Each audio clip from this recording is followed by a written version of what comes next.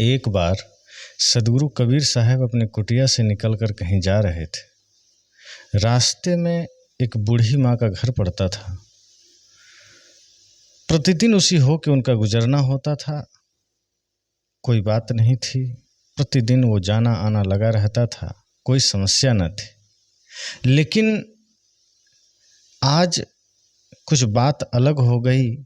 सदगुरु कबीर के मन मस्तिष्क में कुछ विचार आ गए और सदगुरु कबीर ने झांक कर देखा कि वो बूढ़ी माँ चक्की चला रही थी। चक्की वो रोज चलाती थी, प्रतिदिन चलाती थी, उसी टाइम पर चलाती थी। लेकिन आज सदगुरु कबीर की नज़र पड़ी और भी दिन पड़ती थी, पर और दिन उन्होंने कुछ न सोचा, कुछ न कहा। पर आज जब उनकी नज़र पड़ी वो रुक गए और बूढ़ी माँ को चक्की चलाते देखकर सदगुरु कबीर रोने लगे। उनका इस तरह रोना, वो भी पहली दफ़ा, आसपास के लोगों में कौतूहल हो गया कि इतने बड़े काशी के संत और उनके आंखों में आंसू, और ये आखिर मामला क्या है। कुछ लोग धीरे धीरे इकट्ठे होने लगे, कुछ पंडित भी आ गए और तब तक देखते हैं कि सदगुरु कबीर जोर जोर से हंसने लगे। लोगों को लगा कि लगता है आज सदगुरु कबीर थोड़ा पागल हो गए हैं। पहले ये जोर जोर से रोना और अब ये हंसना, बात कुछ समझ में नहीं आ रही, आखिर मामला क्या है। लोगों ने कहा, गुरुदेव बात क्या है, अब तक आप रो रहे थे और अचानक आप हंसने लगे। साहब ने कहा, इस बूढ़ी माँ को मैंने चक्की चलाते हुए देखा इसलिए मेरा रोना आ गया। लोगों ने कहा, इसमें कौन सी नई बात है, ये तो रोज चक्की चलाती है और ये जवानी से ही चलाती चली आ रही है और ये बुढ़ापे में भी रोज चलाती है, इसमें रोने जैसी क्या बात है। साहब ने कहा, बूढ़ी माँ को जब मैंने चक्की चलाते देखा तो मुझे भी एक चक्की की याद आ गई और मुझे रोना आ गया। लोगों ने कहा, वो कौन सी चक्की है।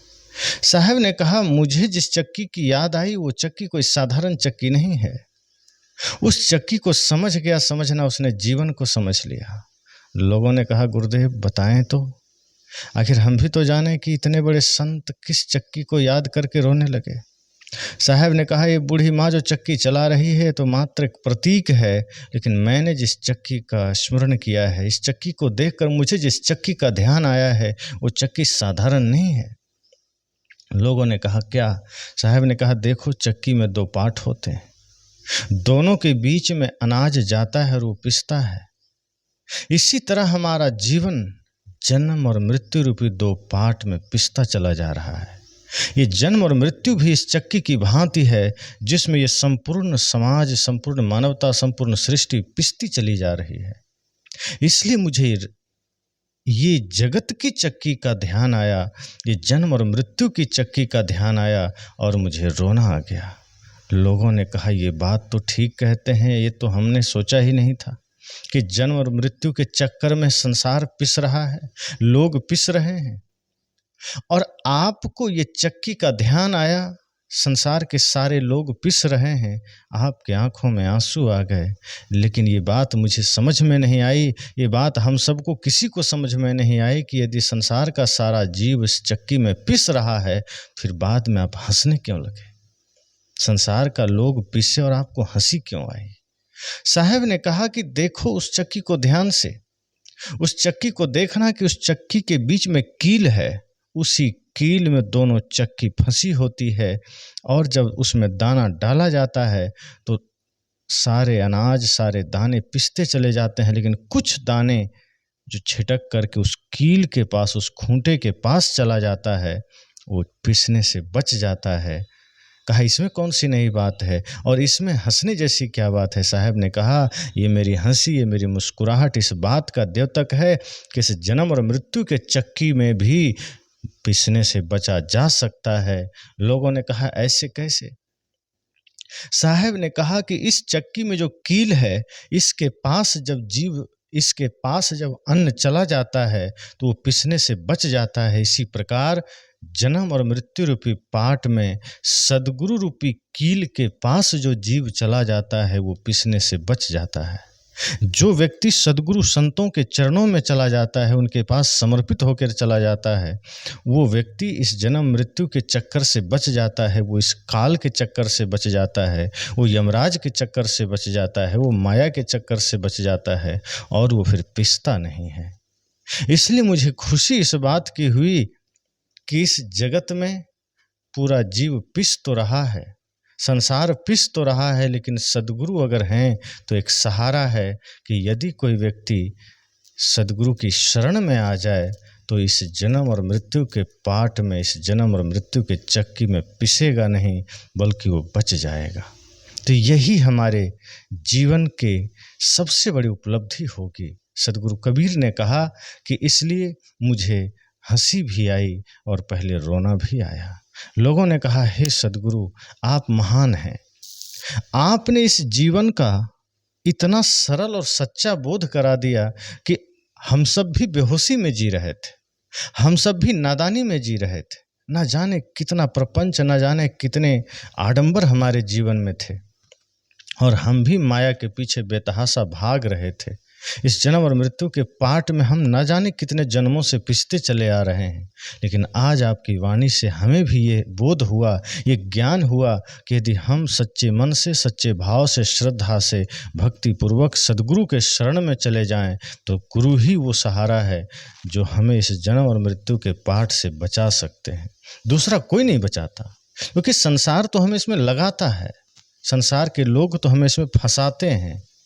आप जिधर निकल जाइए, जहाँ चले जाइए, संसार के लोग क्या करता है, कोई आपको धन में उलझाता है, कोई जमीन में उलझाता है, कोई पद में उलझाता है, कोई प्रतिष्ठा में उलझाता है, कोई माया में उलझाता है। कोई बिरला मिलेगा जो आपको सच्चा बोध देता है, जो आपको सच्चा ज्ञान देता है, जिसके वजह से आप जीवन में वो काम कर पाते हैं जिसके लिए मनुष्य शरीर मिला है। वरना हम तो वही काम करते चले जाते हैं जिससे हमारा बंधन और प्रबल होता चला जाता है, जिससे हमारा बंधन और मजबूत होता चला जाता है। और इस वजह से फिर हम वही माया के चक्कर, वही प्रपंच के चक्कर और वही जन्म मृत्यु के पाट में फंसते चले जाते हैं।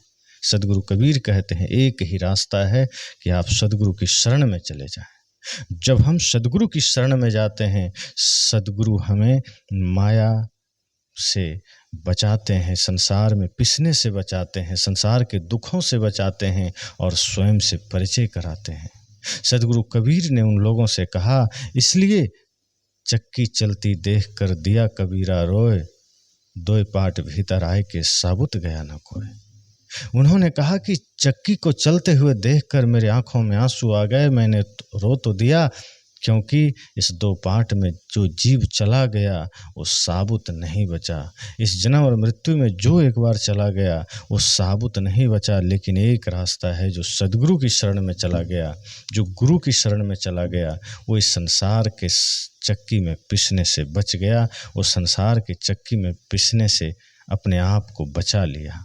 और यही इस जीवन की उपलब्धि है, यही इस जीवन की महानता है। संसार के पीछे हम जितना भी भागें वो एक नए बंधन बनता चला जाता है। जिस रास्ते आप जाएंगे, जिस मार्ग पर आप चलेंगे, बाहर वहाँ सिर्फ बंधन है, वहाँ आपको मुक्ति का कहीं कोई मार्ग नहीं है। संसार का हर मार्ग बंधन की ओर जाता है, नरक की ओर जाता है। लेकिन सद्गुरु के शरण में जब हम आते हैं तो वो मार्ग मुक्ति की ओर जाता है, वो मार्ग शांति की ओर जाता है। इसलिए सद्गुरु कबीर जब अपनी बात कहते हैं लोगों से, तो उसमें लोगों के हित, लोगों का कल्याण, लोगों के जीवन की शांति ही मूल में होता है। क्योंकि संत सम्राट सद्गुरु कबीर वो सच्चे संत हैं, वो मानवतावादी संत हैं जो जीवों के कल्याण के लिए सोचते हैं, जो कहते हैं मैंने तो अपना कल्याण कर लिया है, मैंने तो पा लिया है, लेकिन जो सत्य, जो शांति, जो परमानंद मैंने पाया है, मैं चाहता हूँ वो तुम्हारे भी जीवन में घटित हो, मैं चाहता हूँ तुम्हारे भी जीवन में वो प्रकट हो। और ये तभी हो सकता है जब हम मनसा वाचा कर्मणा गुरु की शरण में आएंगे। अभी तो हम गुरु के पास जाना ही नहीं चाहते। देखा देखी कभी गुरु के सानिध्य में आ भी गए तो दोबारा कभी ध्यान नहीं देते। दुनियादारी में इतना ज़्यादा तल्लीन हो जाते हैं जैसे पूरा संसार, पूरी दुनिया हम साथ लेकर जाएंगे। पर ध्यान रखना। सच्चाई तो ये है कि शरीर भी साथ न ले जा सकेंगे, ये शरीर भी यहीं साथ छोड़ देगा, और जब शरीर यहाँ छोड़ देगा तो शरीर से जुड़े हुए धन दौलत सब कहाँ से साथ जाएंगे। जो साथ जा सकता था उसकी कमाई हमने कभी नहीं की, जो साथ जा सकता था उसका प्रयास हमने कभी नहीं किया। इसलिए सदगुरु कबीर कहते हैं, ध्यान देना, ये संसार चक्की है और इसमें जो चला गया वो पिसने से बच नहीं सकता। और न जाने हम कितने जन्मों से, न जाने किस किस योनियों में भटकते आ रहे हैं, न जाने किस किस अवस्थाओं से हम गुजरते चले आ रहे हैं। आज यह मनुष्य शरीर मिला है, आज यह अवसर मिला है, आज यह सद्गुरु संतों का दर्शन मिला है, आज इस अवसर को खो मत देना। अगर खो दिए तो कभी भी जीवन में सुख शांति समृद्धि का कोई चांस नहीं रहेगा, कोई दोबारा मौका नहीं मिलेगा। इसलिए आज इसी क्षण अपने जीवन को सद्गुरु संतों के सानिध्य में लगाने का संकल्प लीजिए, प्रतिज्ञा कीजिए कि अब हमारे जीवन का एक एक पल समाज राष्ट्र के कल्याण के साथ साथ आत्मज्ञान में बीतेगा। बाहर का ज्ञान तो बहुत पाया, बाहर के शास्त्र तो बहुत पढ़े, अब स्वयं को पढ़ना है और ये ज्ञान सद्गुरु से मिलेगा। जब हम स्वयं को जानने लगेंगे, स्वयं को पढ़ने लगेंगे तो उस दिन भीतर से शांति की अनुभूति होने लगेगी। अभी जब तक हम बाहर की ओर भाग रहे हैं, बाहर के ज्ञान को इकट्ठा कर रहे हैं, वो सारे बंधन के ही कारण हैं, वो सारे उलझन के ही कारण हैं।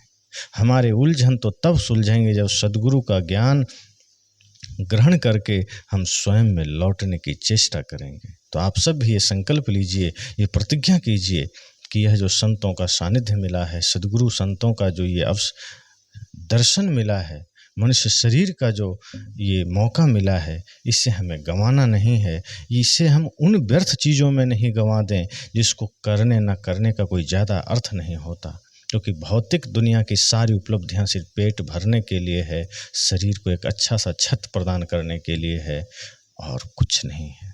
उसका महत्व सिर्फ इसलिए है कि आदमी जी सके, लेकिन जीवन को कैसे बेहतर बना के जीना है, जीवन में शांति कैसे आएगी, सुख समृद्धि कैसे आएगी, अगर इसे जानना है तो इसके लिए आध्यात्मिक जीवन में उतरना होगा, इसके लिए धार्मिक जीवन में उतरना होगा। और वो धार्मिक जीवन यही है कि मनसा वाचा कर्मणा हम निर्मल हो जाएं, पवित्र हो जाएं। बस इसी मंगल कामना के साथ वाणी को विराम देता हूँ।